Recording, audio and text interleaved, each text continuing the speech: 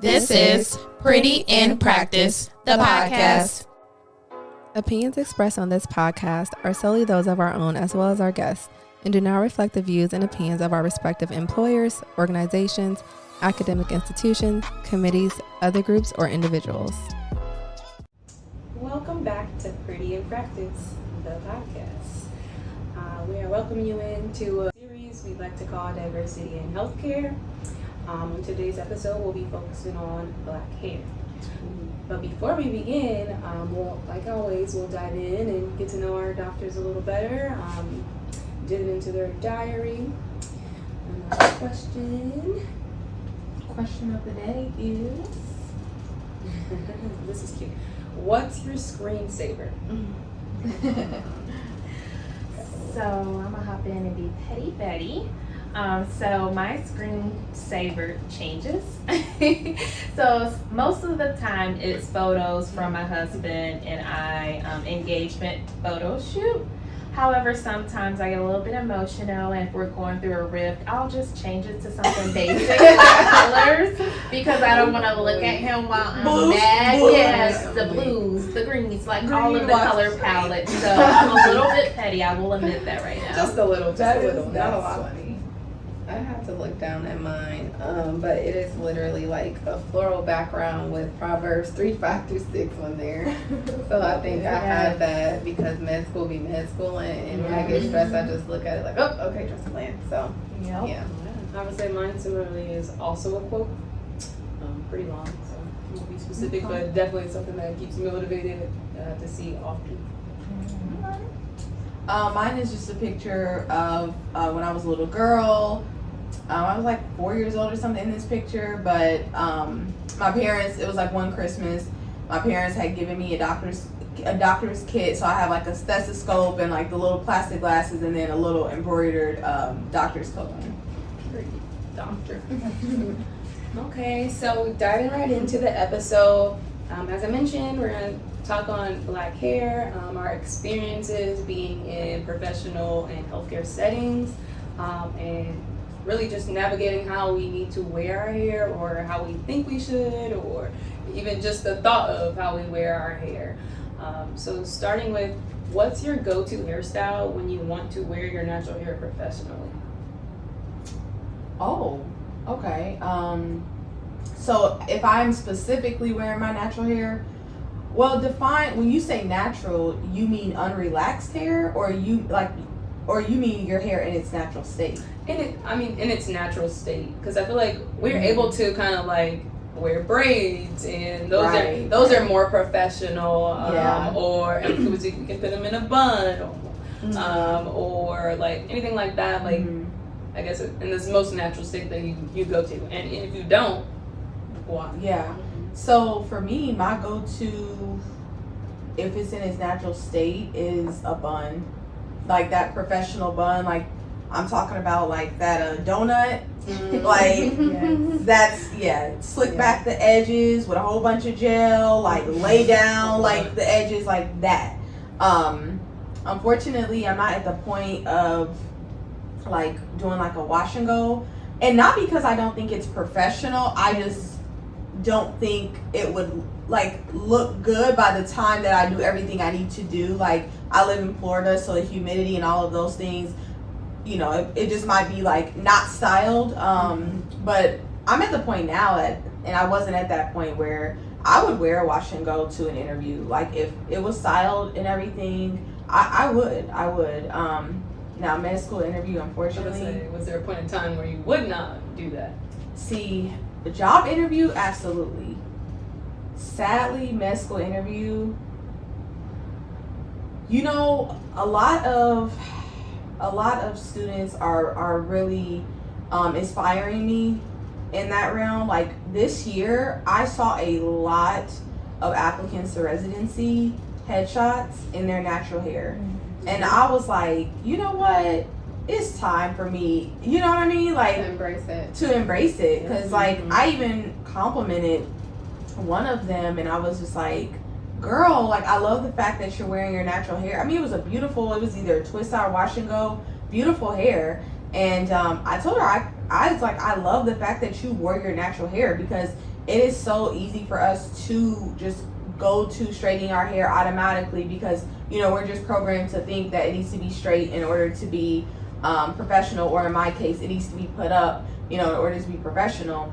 And she told me, she said, you know, she told me thank you, but one thing that really resonated, she was like, if a program doesn't accept me or doesn't want me because I have my natural hair, it's put together. Mm-hmm. I mean, she had a nice style. It was like, I think her, like, it was like slick back here, and then the rest was a wash and go. Mm-hmm. So she was like, if a program doesn't want me because I'm wearing my hair in its natural state, that's not the program I want to be at anyway. Mm-hmm. And that was transformative for me personally, because I'm like, yeah, I wouldn't want to be at any job or any program that would, I have all these qualifications and you wouldn't accept me or you wouldn't want me because of you don't think my hair is professional enough, and the hair that's growing out of my head, like, this is in its natural state, this is how it looks. Mm-hmm. I've styled it, it looks good, it looks professional, and that might be a reason that you don't want me, then yeah, that's not where I need to be, honestly. So that's how my mindset has kind of changed with that. Mm-hmm. So for me, when I was applying to medical school and going through the interview process, I was already prepped to straighten my hair. I do have very, very long hair, and so it looks really neat and really nice when it is straight. And I think it looks good right now, actually. But I was like, you know, I'm not going to get this far and let them discriminate against me because of my hair. So I had a slightly different perspective because, yes, you don't ultimately want to end up in a program that's going to judge you based on your hair. However, it took me years to get to that point, so I wasn't going to do anything to bring, I hate to say, like, negative attention, because to me it's not negative. Like, this is my hair, and it sucks that we even have to think that way, and like you said, that we're programmed to think that way. But I just knew, I did my research prior to, I'm like, what are some professional hairstyles?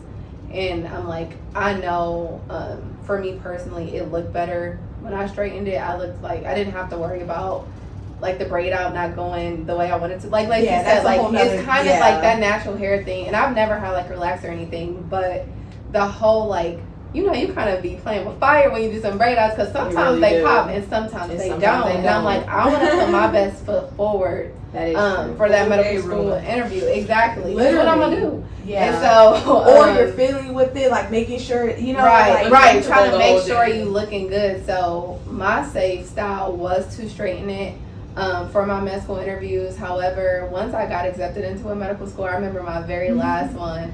So it was like my 4th interview. I was like, they're gonna have to take me as I am. Right. And like she said, I didn't do the donut bun because I'd have to do it like over and over again. But like, you'd have to have a gigantic. Yes. So I like put 2 braids. Like, I put 2 French braids in the front. I pulled it back, and then I did like that little faux half bun. And it was really, really neat. And it was during COVID, so they were virtual interviews. They really couldn't see it. It just looked like my hair was slicked all the way back. Yeah. And I felt so good about that. I'm like, dang, you at the point where like you don't care. Mm-hmm. And I can say that it got better and better because even today I was so happy and so proud to take a white coat picture with a braid out, because I'm like, this is a better representation of how I look 90% of the year, because I only straighten my hair when I get my ends clipped now, and that's just by choice. Like, I really love how I look with like a full head of hair. Like, God gave me this hair, and so I'm gonna embrace it and show it. And then I will say the only struggle I have sometimes, like, I absolutely love braids. That is like my favorite protective style. However, because my hair is long, I usually have to get braids that are so long that may be looked at as unprofessional. So like, most times I have to get braids that are longer than 26 inches because my hair is 26 inches when it's straight. And so, although like your hair do shrink as it braids, there's been times where like I've cut my braids at the end and I've cut my real hair. And so it kind of sucks to have to feel like, dang, I'm about to have these waist length braids, and they don't understand it's because I don't want to cut my real hair when I take them out. But again, I am at the point where I'm like, I am here and y'all are going to embrace me. I have came in there with all of my favorite braided styles, my braid out, my wash and go. I am like truly at the point where I am very proud of my hair, and how I wear it is my choice. At this point, it has nothing to do with what other people are going to think about me. Can I say something in regards to the length? Mm-hmm. Because nobody bats an eye if a person not of color has hair down to their waist, Right. Mm-hmm. Even So- if they're like clip-ins or fake Right. hair, because they No, too like do hair. that. yes, but nobody would have anything to Mhm. say. Nobody would bat an eye. So the fact that you even have to think like that, because you're right. Like, I got these braids and they are buttling. That, and I didn't want them that long. It just kind of happened that way. And I was even like, ooh, these are too long. Mm-hmm. But I'm like, They keep they're- It's they- fine. you know, that's but too long. and not too long because of like just inconvenience. Right. I mean, they are kind of inconvenient, but it was just too long. So I'm like, dang, people gonna be looking at me like, Right. dang, but like there are black women with hair with buttling hair. Mhm. Like one of our sorority sisters on our line. Yeah. Her hair is buttling. Hair, Yeah. girl. Her Yeah. real hair. And so if she were to get braids and added the hair in, again, like Dee said, she would have to get them like a couple inches past Longer. that, that mark to where Mhm. her hair would have to be like all the way down there. Yeah. But Knee length. she has long hair. It's not added in, like that is her Mhm. real hair length. So the fact that we even have to think like that is just like, it's crazy to me because It is. it's only because of the mentality that long hair is not natural for black people. Right. That's what it's about, and that's the problem. It's also ingrained, like you said. Like I full intentionally planned on like just wearing my hair in a bun. Like for my PT interview, my mom was like, "No, you need to straighten your hair," and I'm like, "Really? Like I don't think so." She was like, "No, I think you should." So like I just went ahead and did it, like because she told me to. But like if you care that much and I don't, like Mm-hmm. probably not the place for me to That's be. the Like standard. Like for me, it almost felt like there was no, like I was straightening my hair. I was putting extensions or weave, whatever you want to call it, in my hair, and through any interview, that's what I was gonna do. You were straightening your hair. There was no other option for me growing up, which is sad. And for me, I'm a 4C queen too, so my natural hair is super coily. So that had never even been anything that I had considered. Definitely in my professional school experience or any type of work experience that I had been in, I didn't see any black women or any leaders wearing their hair, Right. especially 4C, out like that years ago. So it just was something that was never a consideration. But for me now, I do I have some extensions, new called tape-ins that kind of match the texture of my hair. So that's something that I love. Like even if it's not coily in the state right now, I can still blow it out. And it's not, you can see it's not silky straight or anything like that. It's still, it looks good. That's- a little I like that to blowout. it. I Yeah, and love it's it. a blowout, Me and too. it's something that I feel comfortable with. I feel confident in. I even do, if I want to do a wig now, I'm not scared to do a big coily curly wig. One, I'm not good with the natural style, so I'm an amateur there, so I just put a wig on. But I definitely have grown to feel more comfortable over the years doing that. I love that too, because that's the beautiful thing about our hair is that it is so versatile. And we can get braids and we can get weaves and we can get our hair straightened and it coil, and if you're doing it right, it'll coil right back up when you step into the shower. And so I think that's another thing to kind of note is that it's not a bad thing to want your hair straight. It's not a bad thing. It's a different style. I think the issue is when we think our hair is A problem. better because it's straight, Yes. And I do also want to kind of touch whatever works for you. I'm not trying to throw shade at anybody that relaxes their hair. I had a relaxer for years because it was easier to manage. Right. Like let's be frank, like natural hair is hard to maintain and it's expensive. So please don't take this as like shade to anybody that wears their hair straight. You wear your hair with whatever is comfortable for you, but in general, we just, we want to embrace like whatever that style is for you. You want to be happy and confident in your hair, and having weave and doing different things with your hair it's not a bad thing, and so, but I love that about our hair is that, we can do so much with it, and it's like, it's honestly truly fascinating, like what we can do with our hair. Like I love it, honestly. So personally, I enjoy switching up my hair and being versatile, but I feel like sometimes I second guess redoing my hair because I have to go to work and I know that they're gonna comment on every single That's a good point. new hairstyle, and like Yes. I just don't want to like, even like it could just be the simple thing. I just don't want to hear that. I don't want to have to think about you thinking about my hair when I walk in the door. Yes. Like I don't think about yours. Yeah. I I didn't even notice you colored your hair. How when people get haircuts and highlights, I would never notice because that's not something I pay attention to. But let me come in with anything out of the ordinary, there's a whole conversation. And there is a display in front of a crowd. Yeah. That is something So now there's that multiple is the people coming in. frustration. Yeah. I'm like, all right, now And- you made me a zoo animal. Right, Exactly. basically. Now I'm Excited. excited. Yeah, it's a little And people I don't mean to put people in a box and say that they're malicious or they don't really mean good things. Like people are impressed. I know it's something that they're not used to doing with their hair, but there are different ways to go about it, different conversations to have. And if I'm in a work meeting and we're supposed to be talking about work and you turn to me and say, oh my God, your hair, it's just so different. You look like a Superman. Like these things, like that's not the focus of our meeting together. Right. You know, you can pull me to the side and we can have that conversation, but just to do it in front of a crowd and it's not the topic of the discussion, it's just, It you is know, a the bit tone. much. It is a bit much because, yeah, it happens to us more. I mean, we see it more often, you know, that, again, like, you can take off work a regular PTO day that you earned, come back with it, but I've literally heard people say this, like, oh my God, I'm gonna come back to work with these braids and they're gonna have something to say, like, yesterday I had a wig going curly, wig going, now I got braids, like, somebody gonna have something to say, and it's just like, it just kind of gets exhausting, and again, you know, not everyone has bad intention behind it. Honestly, probably most don't have a bad, bad intention. It's just Like the they way are you go interested. about it. Like Yeah. they're very interested. I don't like that. Like they truly don't understand that. Right. So like, how do you respond when people do say those things to you, like in a meeting in a public place? Like, what do you say back to them? For me, I definitely try to pivot the conversation. I was just off about to of say that. me. I will say a polite thank you, Thank but you, I and am not circle going it to to start something else. answering questions about how long it took, the process, Right. all of that. You know, Always. this is just not the right Yes. environment. If you want to do research or if you want to, go on your own and understand, that's perfectly fine. But I just don't want to sit down and have a full length discussion Exactly. about it, unless we want to have discussions about each other's hair. Yeah. Like if you want to teach me about what happened in your hair, and then I'll teach you about what's going on with mine, but just focusing on me, like you said, like an animal or at the zoo, like Yeah. putting on display is not the appropriate Yeah, tone. it does kind of come across like that. And again, I'm sure nobody, like many people, I don't want to say nobody, Right.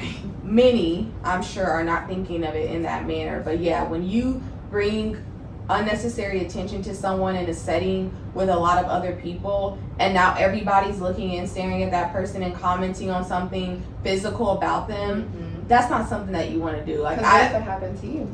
Like, and I about can't think of that. it how that ever would be. I don't think anybody would ever be comfortable with just being put on display, Right.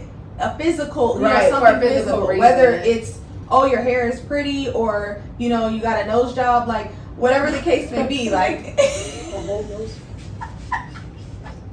We are gonna take a moment for this nose job. Okay. Well, because I mean, obviously they got the Have you nose went to job. work in somebody at a nose job? Right. I'm really curious. Right, Why what's your is that story, example?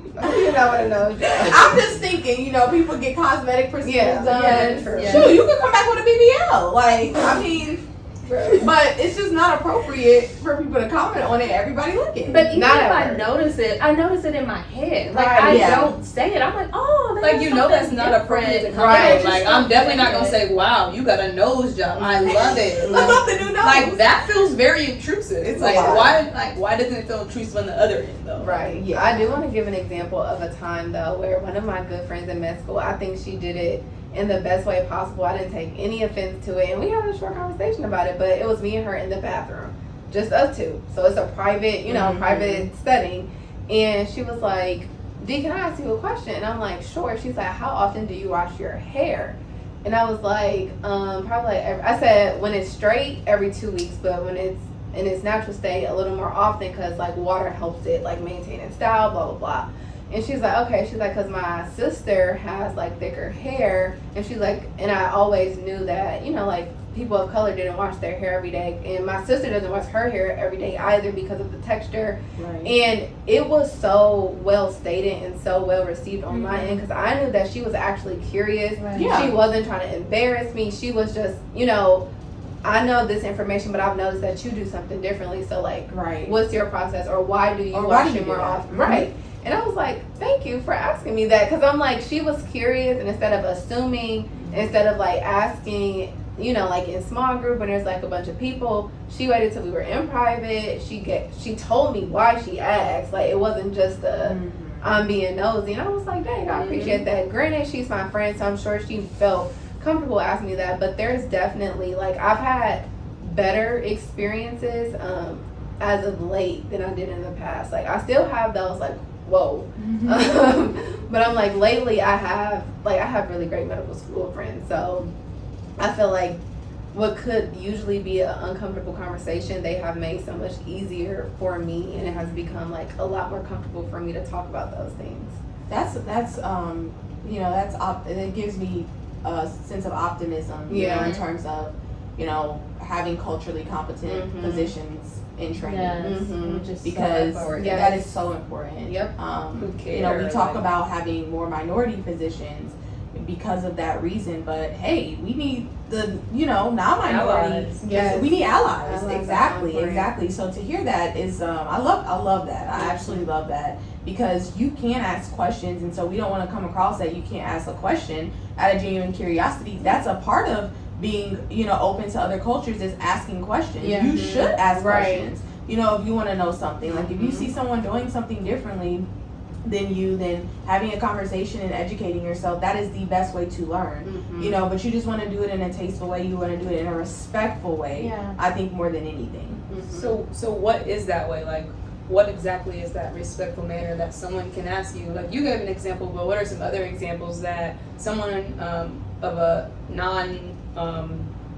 non-person of color, or even just someone of a different background, ethnicity, could ask you, like, and they can learn, like, what is that respectful way, I guess? I love when, and I guess I keep talking about research, but when people have gone out there and did some research, because if you're curious, Google will tell you. YouTube will tell you, like, there's something out there. TikTok will tell you. So if there's anything that you're curious about, you've done, or even talked to somebody else that you've been comfortable, like, just did something to put in work, that you're bringing me valid questions, or you're bringing me questions that are not insulting, and then I feel more open, because I'm like, oh, you really have put in some work, you thought about how to ask me certain things, and you have a purpose to ask me. So if you know, have some level of understanding, or you've done something to, you know, get a piece of information, I think that's really good, because then I can bring more information to you, and we can have an open and honest conversation. So out there doing some research, you don't have to